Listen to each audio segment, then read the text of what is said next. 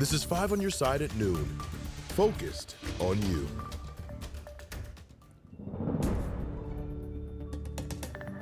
We begin at noon with the weather. Let's take a live look outside. It is not your imagination. It's getting hotter and the humidity is starting to return. Thanks so much for being here at noon. I'm Kay Quinn. Get used to 90-degree heat because that is going to be the new norm for the next few days. And yes, it will get more humid. Meteorologist Gary Frank is here with the Weather First forecast, and you can just sort of feel spring is giving way to summer. Yeah, and you know, this is the last day of meteorological spring. Tomorrow we'll start meteorological summer, and we start to add that heat and humidity, and we'll wake up at 2 o'clock in the morning, go right outside. That's when you feel it, right? When we start to transition, there's no cool air, like we had 40s and 50s. But we've also started to see these storms that bubbled up, and we still can't get any across the state right now. But that's what we're looking at. It's this piece of energy that, even though it didn't look like much, may at least spark a few isolated storms for us the next couple of days, and it's better than nothing. But, you know, it's as close to the lake. That's as close as we can get to it. We may see a few pop-up storms like this. I think that general line is going to stay away from us, but you'll see those clouds start to build this afternoon. That's going to be the main difference for us. Those puffy cumulus clouds continue to build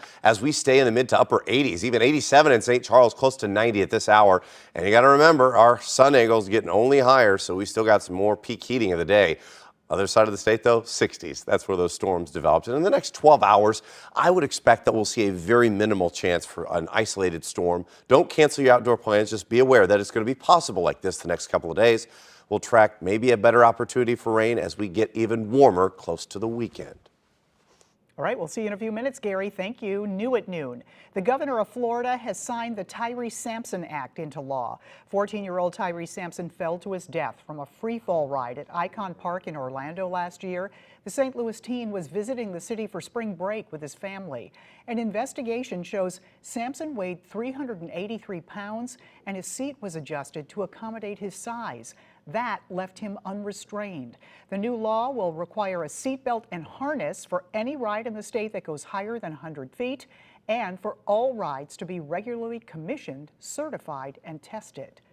Students and staff at James Avant Elementary School in East St. Louis are mourning the loss of a teacher today. District officials say DeMario May died from injuries suffered in a motorcycle crash early Tuesday morning. He was a 2015 graduate of East St. Louis High School. He went on to teach in the district. The school is making counselors available for students who need them today. Happening right now, a forum on Metrolink security. Bi-State Development and officials from the Regional Business Council all taking part in the virtual meeting to learn more about a plan to increase security on the Metrolink light rail system. The proposed $53 million secure platform plan includes a metal detector pilot program, gates at the turnstiles, and increased law enforcement presence. The transit system has had some security breaches the past few months that have included shootings and robberies. More people will get access to clean drinking water. Missouri Ameren Water giving out grants as part of its hydration station program. Sydney Stallworth has more on the project. The Boys and Girls Club of St. Charles is just one of the groups getting improvements to their quality of drinking water and access to that water. And now this grant is really coming at a crucial time in the city of St. Charles as the city continues to battle water contamination concerns with Ameren, Missouri.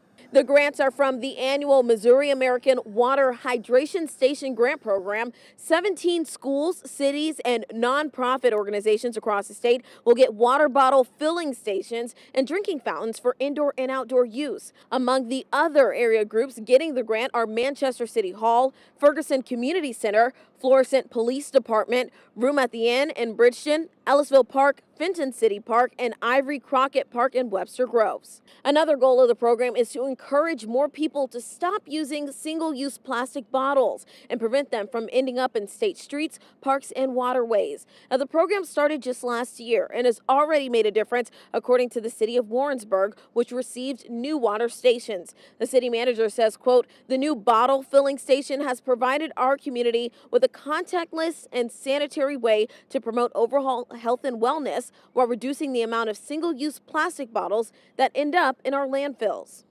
If you'd like water fountains and fill-up stations for your organization, Missouri American Water is accepting applications for the next round of grants in 2024 in the spring. But keep in mind, in order to qualify for this grant, you have to receive your water from Missouri American Water Company.